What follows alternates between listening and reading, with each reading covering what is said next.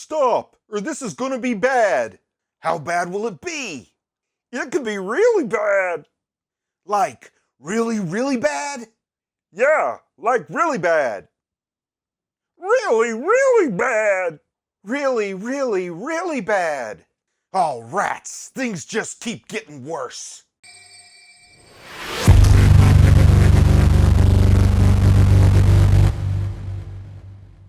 Before I get started on the review, I just want to let everybody know that I do have a Patreon now. And I know that a lot of you are already members of the Patreon, but if you want to check it out, see what's going on over there, well, there is a link in the video description. I do have to say that I love story symmetry, and I love echoes in a story, and reflections in a story, and I used to talk about that a lot maybe in the first 2 seasons, and I haven't talked about it as much here recently, but we get a really, really hard dose of some story symmetry, and we get a hard dose of some echoes and some mirror reflections in this episode. So we've got plenty to get into, and I can't wait to talk about it, and I got a lot of interesting comments, so I'm going to kind of have like a feedback section here at the end of the review, so stick with me all the way to the end on that. But the first thing that this episode really addresses is the fact that this team, this newfound fellowship, well, they really, really need to stick together. They need unity, because that's kind of what the key to the future of humanity seems to be in this situation, is securing some kind of unity. And right off the bat, we get this recommendation of a division in this group. Some of the warriors are the ones who make this recommendation, because Jaegerists are going to have to be killed in order to get this airship that's being held by Flock and his cronies here at the port that they've taken, and they've captured the delegates and the engineers from Hazuru. The Azumabito lady is being held captive. And some of the warriors say, you guys just step aside and let us go do the killing. But this could be a real big problem, right? Because this could end up causing a fracture in the team. This could cause some resentment after maybe this is all over with. And let's say they are successful. But if they break up and they don't all participate in doing the bad stuff they have to do along with the good stuff they have to do, well, then that can lead to resentment from some of the folks, from some of the people from Paradis. And they can start to harbor ill will. And that can be the first steps towards a serious fracture, the very kind of fracture that Annie was worried about in a previous episode when she says, in the end, it's going to be you guys versus us when we want to kill Aaron and you're defending him. So I think it's real important that they stick together on this this mission that they have. And I'm really, really worried about the risk that's being posed to this fellowship and to this unity. And the direction of the show starts to show us this, because just like in last episode when the faces were off center and going to one side of the image or the other and they're off the center of the frame, well, that starts to happen again in this episode. But then as people are starting to kind of divide up, you guys just go and turn your back and we'll go forward and we'll kill. Annie even kind of getting into it with Armin, like, what is your magical plan? What are you going to say to us now, smart guy? Kind of egging him on a little bit, which seems to hurt him a little.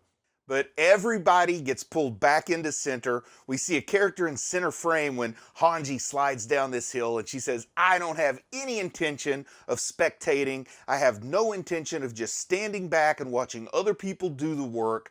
I'm going to be doing the work along with you. We're all going to do this as a team. If killing has to be done, it's real important that we all carry that burden on our shoulders. We each have our own burdens enough already, and we don't need further finger pointing to happen on down the road as more critical elements of this plan potentially come into place. And I love the way that that showed as soon as this fellowship got formed, they've already been stressed and we're on the verge of fracturing. They had to be pulled back in together. And we're going to see some more actions that pull this group back in together too in this episode.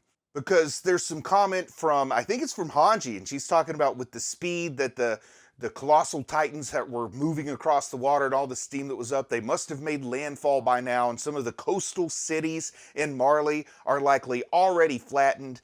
And Magath just goes ham on Yelena. I mean, he starts beating her. He's ready. I think he says he's going to give her an extra elbow. Like he's going to twist her arm and break it so she's got an extra elbow in her arm. That sounds really painful. He is just brutalizing her. And it kind of caught me off guard. Like he just ran into her trying to torture her for information. He's just acting out of rage here. There really isn't, in my opinion, logic or ration behind this, because when somebody's being tortured, they'll say anything to get you to stop. You don't know that the information they're giving you, whether it's right or not, until you get there, and they just want that pain to stop. But he notices that there's someone's eyes on him as this is happening, because he sees someone on a hillside. He sees Gabi watching.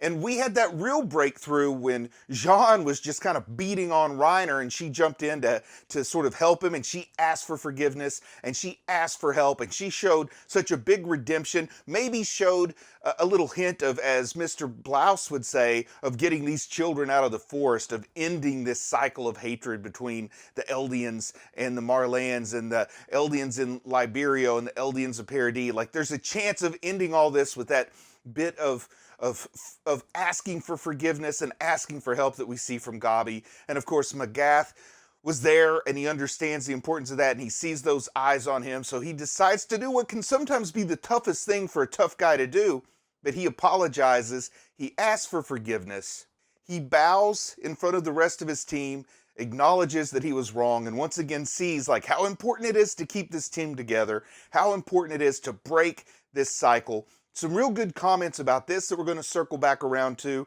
but it was a moment where at the first watch, he just kind of looked erratic. He looked like he was losing his marbles, like the stress was getting to him, flew off the handle, then felt terribly guilty about it and does his apology.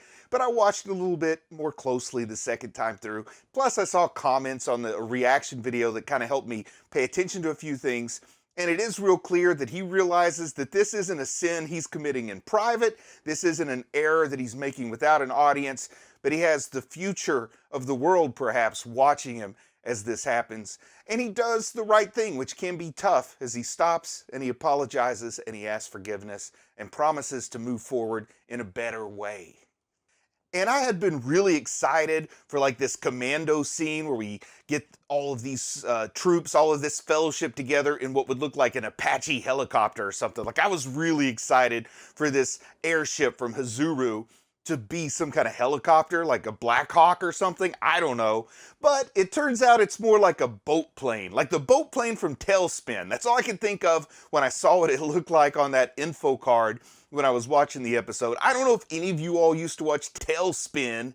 It was part of like this Disney afternoon block along with DuckTales, maybe Darkwing Duck, and I don't know what else was there. Chippendale Rescue Rangers, that kind of stuff.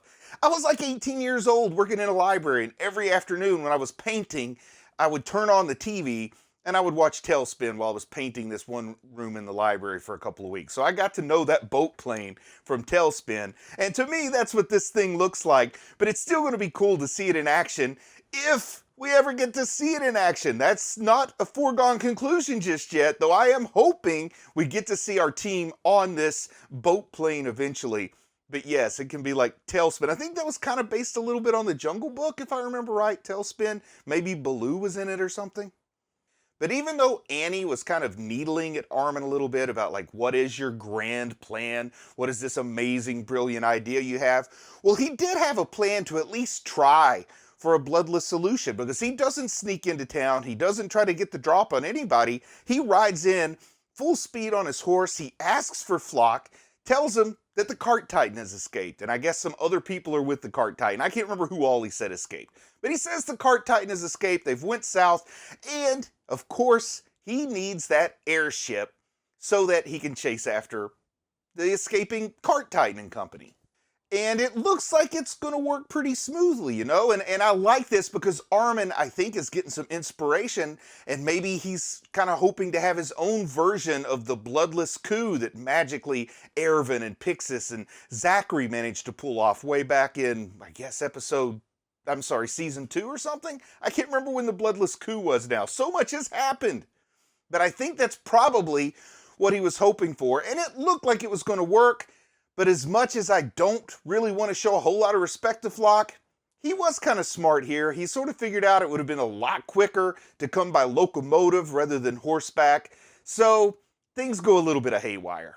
And things go very, very haywire when Armin and Connie, they run afoul of Daz and Samuel, who are kind of standing guard with orders to, use dynamite or something to blow up this airship, and they have the little detonator hooked up, but they do unhook it, and it looks like everything's going to go okay, but then you can hear the trouble going on back in the fort on the harbor town there. They can hear where, of course, Flock has been tossed to the ground by the lady from Hazuru, who's pretty cool that she's got a whole lot of slick martial arts moves or something there, because she disarms him, has him down on the ground. But they hear the commotion, they get the order, they realize that they are not supposed to just let Connie and Armin take this airship, and they name them as traitors, which was also the title of the episode, Traitor.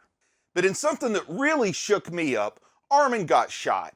And Armin got shot like through the side of the mouth. It looked pretty vicious. He's got blood coming out of his mouth. His face is a little bit disfigured. He's got this shocked, blank look on his eyes. And people pointed out to me that Armin is a shifter and that this wound isn't fatal for Armin. And Daz and Samuel knew that Armin's a shifter, knew that it wasn't fatal, but I got caught up in the moment. And I really felt a lot of emotion when I saw Armin get hurt and when I saw Armin get shot, and things really got tense around that point. And I was squarely on Team Armin here. I mean, I really went to one side of this battle and didn't see the big picture at the time.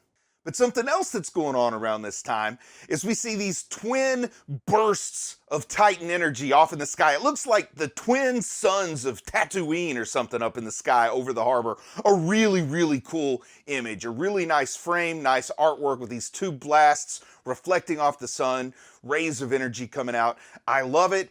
And we got to see Annie and Reiner fighting side by side, and I like that. And those are two characters that I typically haven't been able to sort of get behind and pull for them when they're fighting, and maybe I shouldn't be now. Not everybody agrees that I have the right perspective on this. But it was pretty cool to see them fighting side by side, to see these people who've been portrayed primarily as villains throughout the show, to have a moment where they kind of felt heroic and to feel the gelling of this fellowship coming together, because we see the fighting from the warrior candidates here with Annie and with Reiner. We also see what the people we got to know as scout cadets with Connie and Armin, the struggles they're facing. Annie does like this really cool soccer kick where she kicks 3 scouts out of the air at the same time, 3 of the Jaeger scouts, and they fly into the water and probably drown, but it was a cool looking image. I mean, if you just think of it from a visual perspective, it's pretty cool. It's probably pretty horrific if you're one of those 3 scouts that got kicked, but it was a nice scene. I like the way that Reiner has her back. They've got them together, but even on this one still image that I captured with Reiner covering her back and they're fighting together, but she still kind of is like glancing back over her shoulders if she doesn't 100% trust Reiner. And with everything we've seen about the history those two had together once they first got to Paradis and how things went down with Marco and how Annie blamed Reiner, I can see where maybe she's having some difficulty trusting him. And out of everybody so far in this fellowship, that it's so important, in my opinion, that they're able to keep it together and that they find a way to have unity and trust, I think Annie is the biggest question mark here. I don't know, maybe Levi, because he's all bandaged up and he's being pulled around on this cart, and I don't feel like I know exactly what he's thinking right now, but Annie is still the one question mark in all this for me. And of course, Yelena. Who knows what's up with Yelena? She does want to go and see everything in action, but she's definitely not part of this fellowship. She is a hostage. I don't see her contributing. But on Yom Kapan, he's buying in 100%. But you know, as the fighting is going on between Armin and Daz and Samuel and Connie, I mean, I'm not holding back. I'm just straight out, when I'm watching that, I'm cheering for Connie to kill Daz and Samuel. And I'm going to get some criticism for that. And I'm going to address some of that criticism here in just a minute. But I get caught up in the moment, and I do like to stress again that I've pointed out many times that Attack on Titan, in my opinion, it's kind of brilliant because it can get you to cheer for something that you know you're going to regret, but you still get pulled into it. And, you know, I have this like emotional reaction to seeing Armin get hurt. We saw all that go down when he was burned alive and he got to take over the colossal Titan power, and when he was eating Bertolt, well, I had to kind of apologize for my reaction there too. And it's kind of the same thing coming out again, but this is that symmetry that we're going to address. And this is some of the sweet symmetry, just showing how this show has come full circle. This story has come full circle. And we saw a very similar situation to this before, but it sort of came sudden and we felt like we knew who the bad guys were. But here it's like they've slowly turned up the heat, sort of that old false story or apocryphal legend or whatever about slowly boiling a frog so it doesn't feel and jump out of the pot. Well, they've slowly boiled the frog here, where we're coming around and seeing something that's almost identical to what we've seen before, but this time the roles seem reversed because we've been along with these people longer and now we're suddenly on their side, when before, in the exact same scenario, we were not on the people's side who were killing their former colleagues. But as fate would have it, Connie is the one who had to do the killing.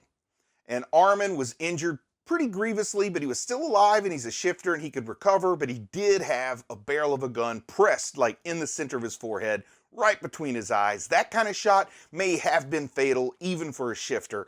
And Connie is the one who has to actually pull the trigger, and he has to kill these people that were friends of his. And I will say, I didn't really recognize Daz and Samuel. People told me who they were, and then it clicks. They weren't super recognizable to me, so I didn't have the emotional attachment that some people might have had with those two characters. But it's also cool that this is such a big cast that every character has some history, and it feels like a real world and a lived-in world because these people do have history that we can go back to season 1 and see, and we can go back to season 2 and see. And it is nice. It makes the world feel lived in, but also, when the cast of characters is so large and the world does feel lived in, you don't always remember every character as well as you do some of the others. But we've got to think about Connie. Connie's not doing well here. I mean, he's screaming. That's our final, frames of the episode, and the final sounds of the episode is Connie screaming in anguish.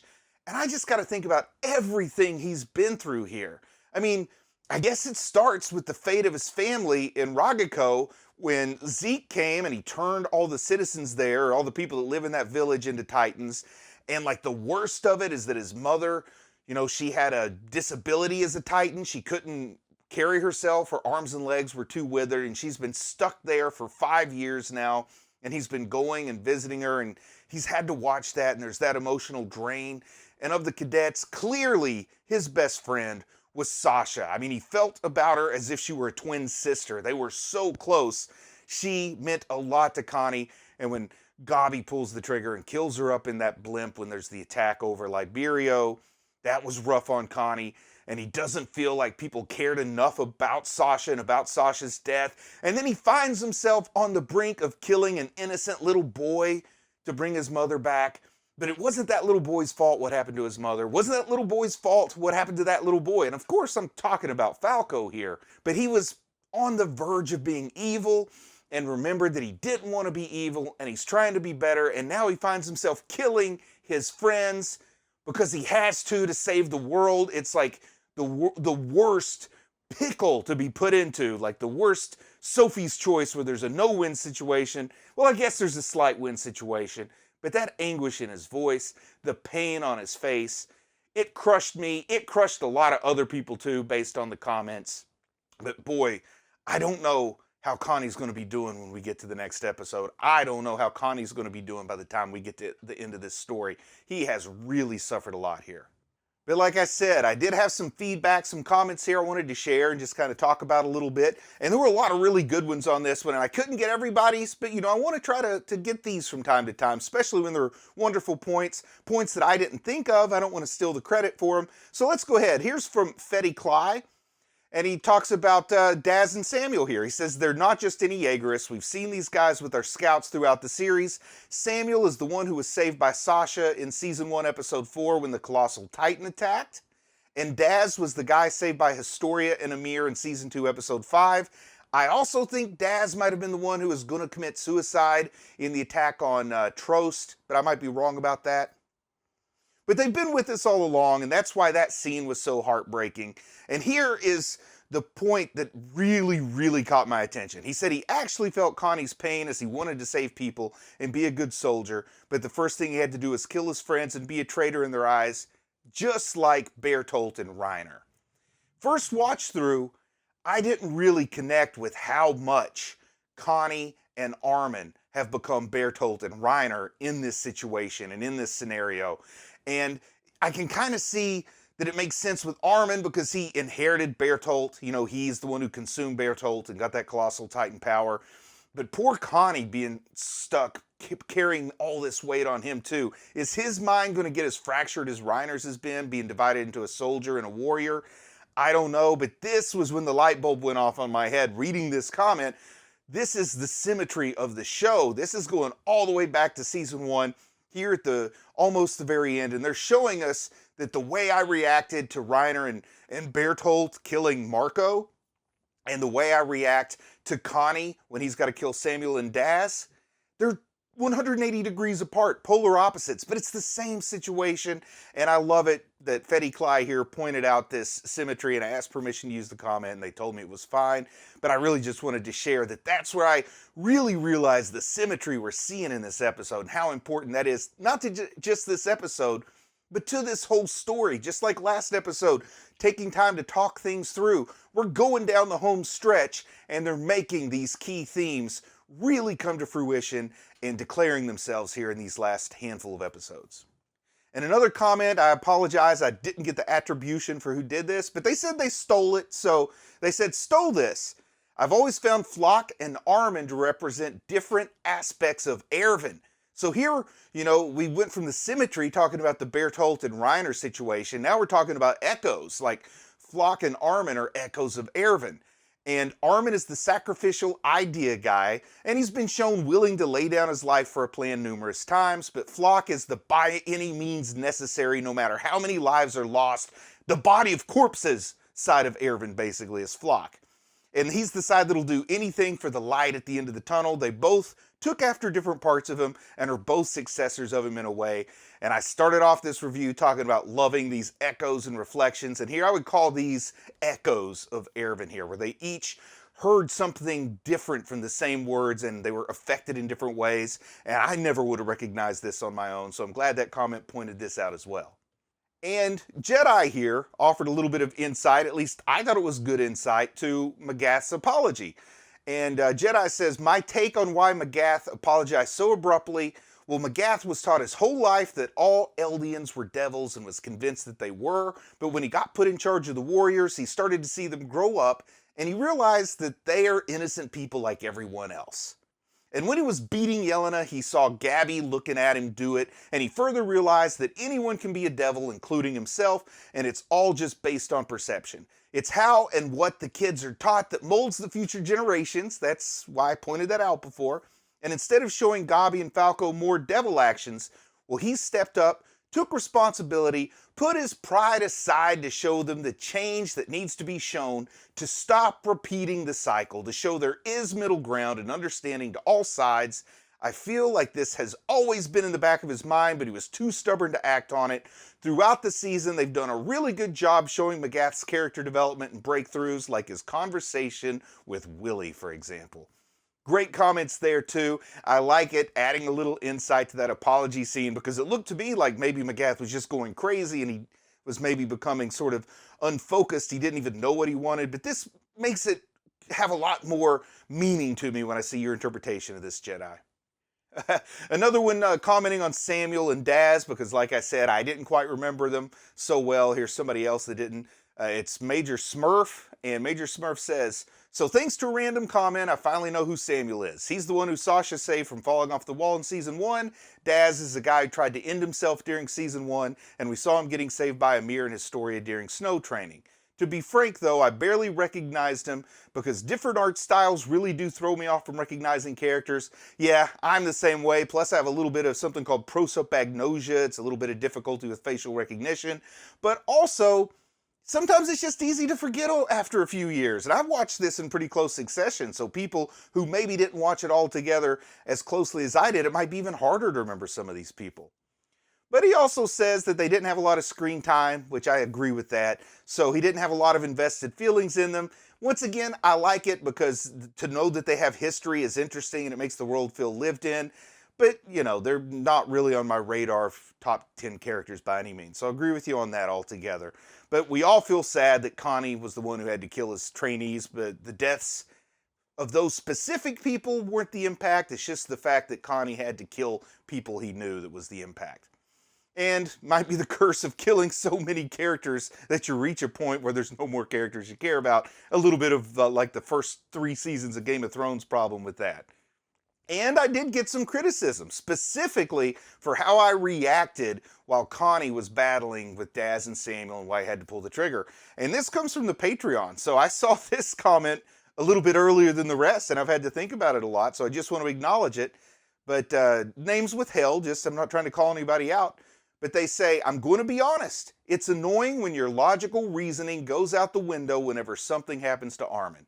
And I just admit, yes, I'm guilty of that. Got emotional attachment to Armin. I'm 0 for 2 in seeing the big picture in moments where Armin was injured. And happened to me again here. Of course, he reminds me who Daz and Samuel are, which we've been reminded of quite a bit. But I have no defense. I admit that my rational reasoning does go out when I have certain emotional triggers. And Armin is one of those emotional triggers. And I thought maybe I would learn my lesson when it all happened, when he ate Bertolt, but clearly I didn't because it's happening again. But I'll just say that's definitely going to be a major flaw that I have. But here he continues from Patreon. From my perspective, Aaron's friends are traitors because the island should be the place they try to save, and willingly risking their future sounds insane to me. Now, on that point, I'm just going to straight up disagree. And it might not be that, like, if this were the real world, that I would disagree, but this is a story. And there has to be a narrative principle. And Isayama has something to say with this story. And I think that just looking out for the island is not the story he's trying to say. I think he's trying to talk about the value of unity and forgiveness and people coming together and avoiding the fracturing. And if you look at it as an action-adventure story where you have to have the insurmountable villain to stop or the impossible obstacle in your way to overcome, I mean, that's how it works. You have to show characters sacrificing. They go on a journey, they return changed from that journey. And we're going to see them very changed, and they're looking at a perspective broader than what they were looking at in episode 1 or in chapter 1. And that's just kind of how the narrative works, in my opinion. I'm no expert. It's just what I go into looking for in a story. So I think that the story would be flawed if they were just looking out for the island. And I think that's all I got for this review. Most of this review, the work was done by the comments. So thank you for those great comments. Keep them up on the reactions because it really helps me with the reviews. And with that, I'm just going to say, I'm proud of you for watching anime, and I'll talk to you again soon. I just want to say a big thank you to everyone who supports the channel on Patreon. It really means a lot to me. If you might be interested in Patreon perks like early access to videos, uncut reaction videos, ad-free videos, and the opportunity to vote on which anime will be covered in the future, then click on the link in the video description. Thank you.